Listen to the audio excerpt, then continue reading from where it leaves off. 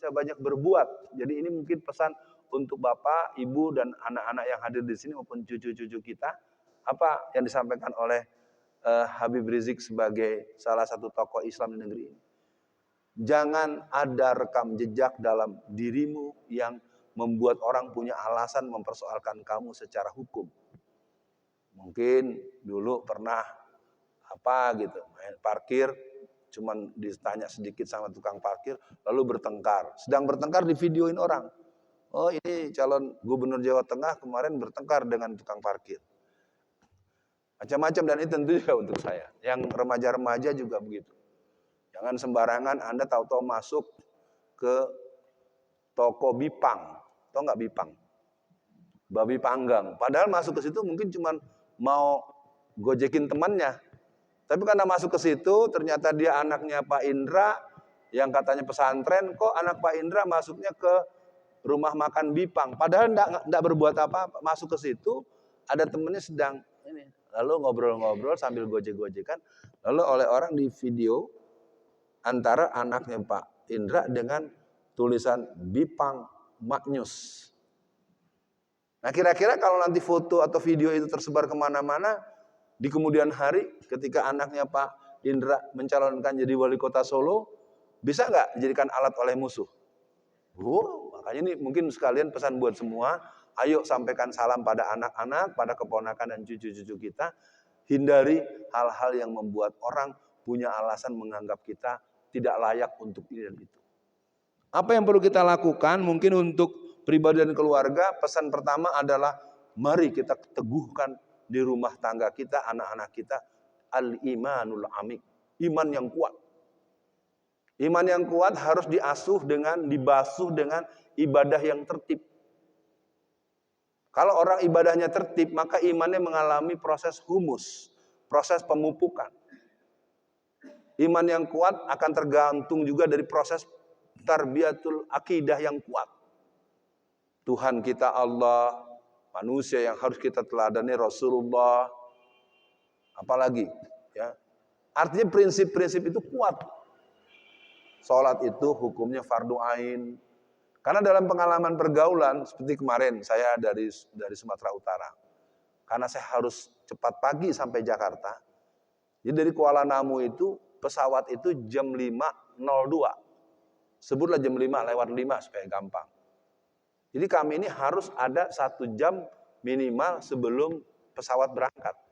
Nah, di Sumatera Utara itu masuk waktu subuh itu jam 5:05.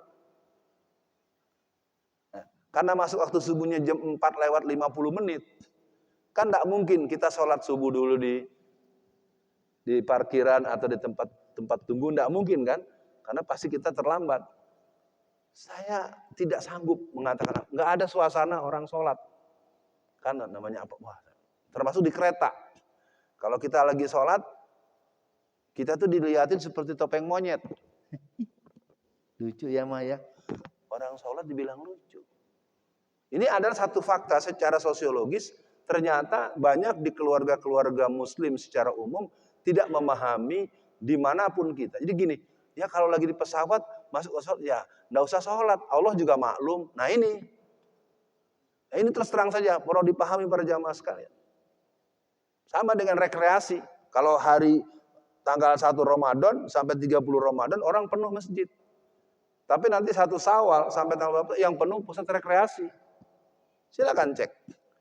Apakah di Tawangmangu, apakah di Ancol kalau di Jakarta, atau di mana. Silakan cek. Saya ngalami langsung karena menemani anak-anak atau rombongan-rombongan yang itu ketika diajak sholat, enggak bawa mukena, enggak bawa rukuh. Lah, ente mau berangkat seharian enggak bawa alat. Dengan alasan enggak bawa rukuh, enggak sholat. Dengan alasan celananya kotor, enggak sholat. Ya namanya orang rekreasi kemungkinan masuk tepi laut atau kena cebur-cebur kemana, ya dibawa dong gantinya. Dan ketika kita ke masjid, dari sekian ratus ribu orang yang ada di pusat rekreasi, masjid patut diduga tidak lebih dari 20 orang yang sholat. Saya nggak dibayangkan. Apa kita mau bilang, oh itu yang rekreasi orang Kristen semua? Ini maaf ya, saya menyebut ini sebagai bentuk. Jadi masyarakat itu kalau sudah tidak di masjid, sedang tidak di rumah, apakah di kereta, apakah di pesawat, apakah di tempat rekreasi, tidak sholat itu tidak beban. Apa? Allah juga maklum orang kita lagi rekreasi kok. Ini belajar agama di mana? Allah maklum gara-gara rekreasi. Oke, poin pertama masih normatif. Yang kedua, penataan barisan kelompok pemikir. Ini mungkin pesan buat yang menyimak dari para dosen, para guru, para ustadz. Karena sekarang ini kita banyak dihadapkan dengan serangan-serangan Islamofobia. Dikit-dikit radikal. Ada orang Madura berapa hari lalu diketahui dia membawa celurit, membawa senjata, ditangkap dan sekarang dipenjara dan diproses di BAP dan akan disidang. Sementara ada oknum tentara-tentara Cina berkeliaran bawa senjata, ditunjukkan senjatanya, bahkan dia tunjukkan latihan menembak. Kita tidak melihat dia melakukan apa-apa. Ini perlu jadi pikiran, kenapa kok begitu ya? Kalau orang-orang lain, sebutlah para orang-orang yang berasal dari Cina daratan, datang ke negeri ini dengan seragam, dengan badan yang tegap, dengan membawa senjata dalam jumlah yang banyak, seperti yang ditangkap, bukan ditangkap, nggak ada yang ditangkap tuh yang di Bandung. Yang di Bandung itu adalah temuan dari orang yang berkeinginan itu dipersoalkan. Karena ada 480.000 pucuk AK-47. Tetapi yang diketahui cuma satu. Coba kalau itu ada di rumahnya Mas ini nih, yang jenggotan. Anda langsung distempel teroris. Karena yang punyanya orang Cina, oh perlu didalami lagi. Padahal semua orang tahu jumlah AK-47 itu 480.000 pucuk. Nah ini persoalan serius. Yang kalau satu saja yang baru ketahuan, katakanlah disita. Yang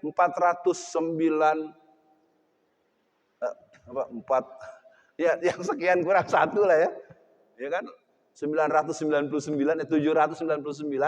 kan tadi 580.000. Ya, kalau dikurangi satu berapa tuh? 479.099. Luar biasa. Ini bukan yang saya sampaikan, bukan hoax. Kebiasaan kita kalau ada sesuatu yang semua orang sudah tahu, ini semua orang sudah tahu. Beritanya pun sudah bisa dikonfirmasi kepada media-media mainstream. Tapi selalu ditutup-tutup. Sementara ada orang cuma bawa golok, sama dengan di Sumatera Barat. Orang Sumatera Barat katanya mau memberontak, mau merubah negara ini pakai golok. Saya orang yang berasal dari Sumatera Barat, saya mau ketawa tapi takut kesalahan, jadi nggak jadi ketawa. Sumatera Barat itu tidak ada gerakan-gerakan NII, tidak ada. Saya tahu betul karena saya ini walaupun belum lahir ketika terjadi konfrontasi. Jadi gerakan DITI itu bukan pemberontakan, dia adalah konflik terhadap Soekarno yang sekarang PDW. Sama dengan PRRI. PRRI itu bukan pemberontakan. PRRI itu adalah usulan dari masyarakat yang mengerti bahwa negara ini tidak selesai diurus dengan pidato.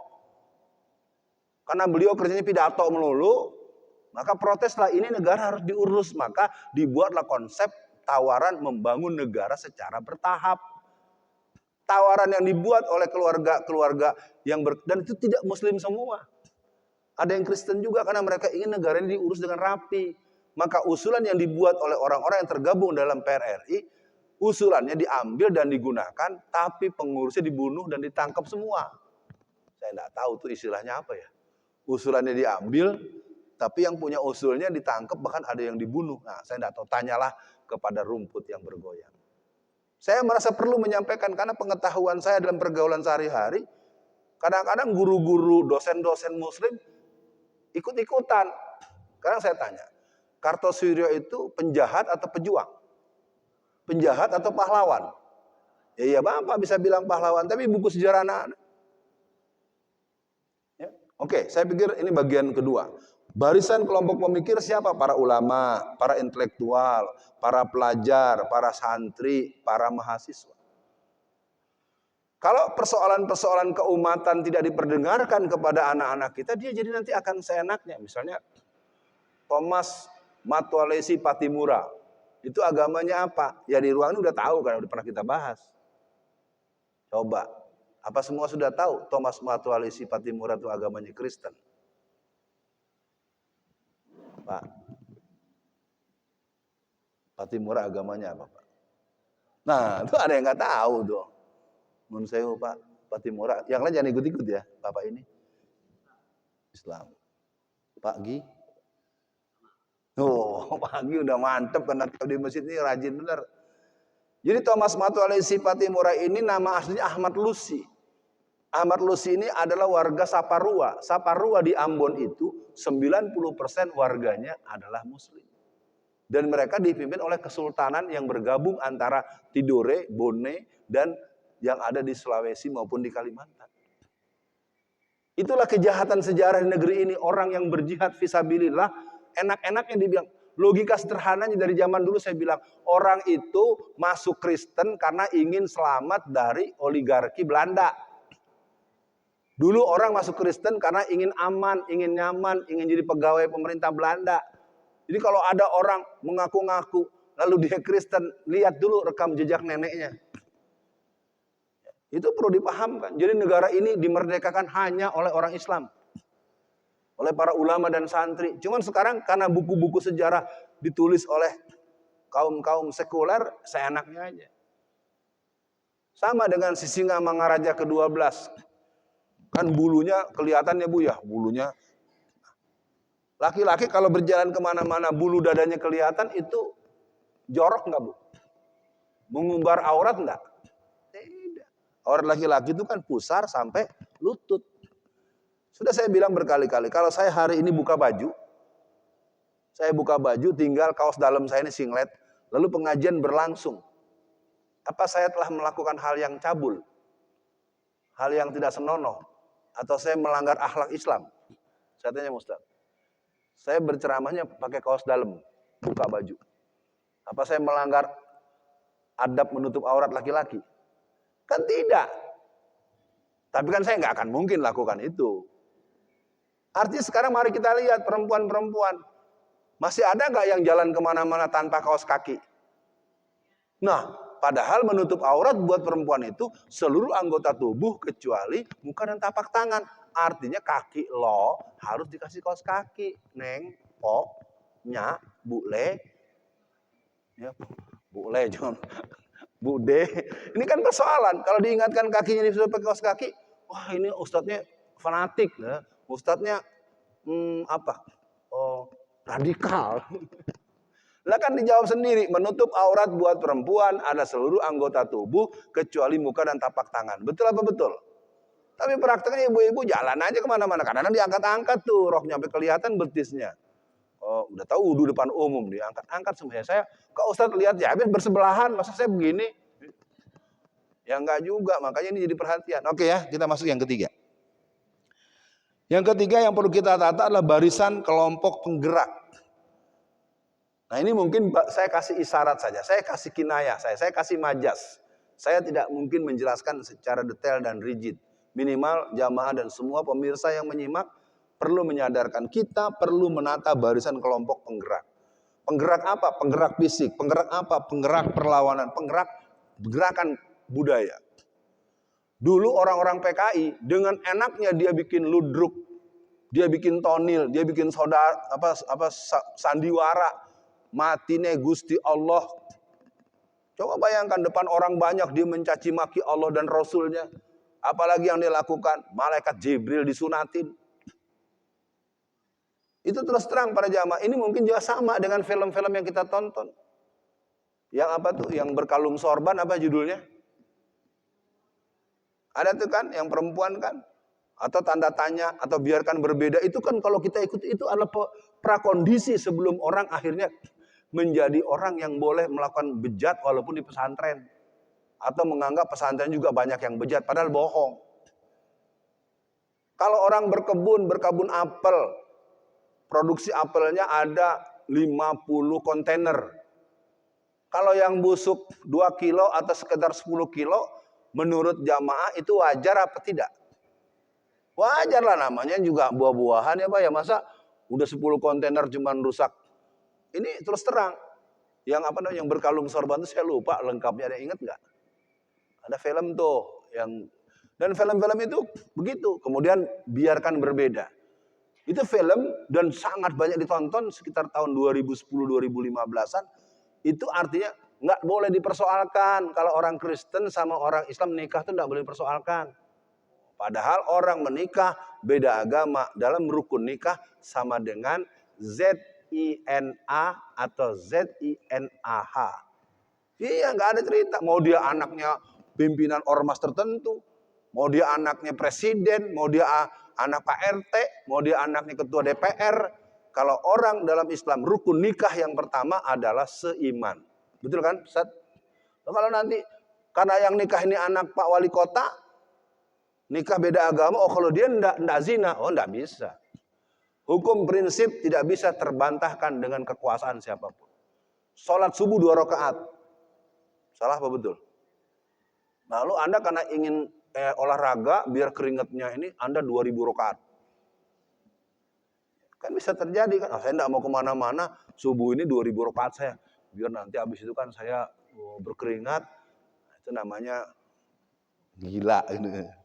Nah, yang keempat, menata barisan kelompok pendukung. Nah, ini mungkin saya perlu sampaikan dan mohon direnungkan betul. Pendukung pertama adalah pendukung moral spiritual. Saya minta kepada semua jamaah dan juga saya, mari cari orang-orang tua kita, ulama-ulama kita yang mungkin tidak terkenal, tapi dia menjaga wudhunya, menjaga kehalalan yang dimakannya, menjaga sholat di awal waktu berjamaah. Karena saya punya pengalaman, saya kan memang besar di Banten. Satu hari ada seorang ulama di Banten, saya sebut nama Fulan aja ya, Kiai Haji Fulan. Dia kedatangan wali kota Tangerang. Ini saya berani bicara karena saya memang aktivis pergerakan di Tangerang, Banten. Padahal dia baru di ujung gang. Lalu ajudannya bilang, katakanlah asisten pribadi bilang, Pak Kiai, itu ada wali kota Tangerang. Usir dia, suruh pulang. Coba bayangkan, padahal belum ngomong. Lalu ditanya oleh, kenapa? Dia datang ini, dia banyak kelakuan yang tidak benar, dia mengambil tanah kuburan masyarakat. Saya berani bicara karena itu saya memimpin demo itu hampir 4 bulan.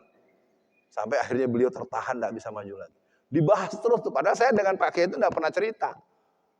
Sama dengan para tokoh-tokoh tertentu yang mendatangi ulama-ulama. Dan ulama-ulama yang disebut dengan ulama langit itu, mereka tidak terkenal, mungkin rumahnya sederhana.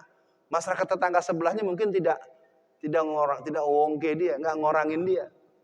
Ini mungkin pesan dari saya, mudah-mudahan bisa segera diketahui agar kita bisa. Kenapa misalnya pada tanggal 29 Mei 1453 Muhammad Al-Fatih bisa merebut Konstantinopel? Karena ketika terjadi bentur yang berat di pertahanan pasukan laut dari kelompok Kristen, itu kan salah satu wilayah yang sangat menggetarkan. Bagaimana lebih dari 70 sampai 100 kapal-kapal perang itu harus naik ke gunung. Nah, ketika dalam keadaan bingung menghadapi itu, Muhammad Al-Fatih itu sempat marah mencari gurunya yang bernama A'aq Samsudin. Dia merasa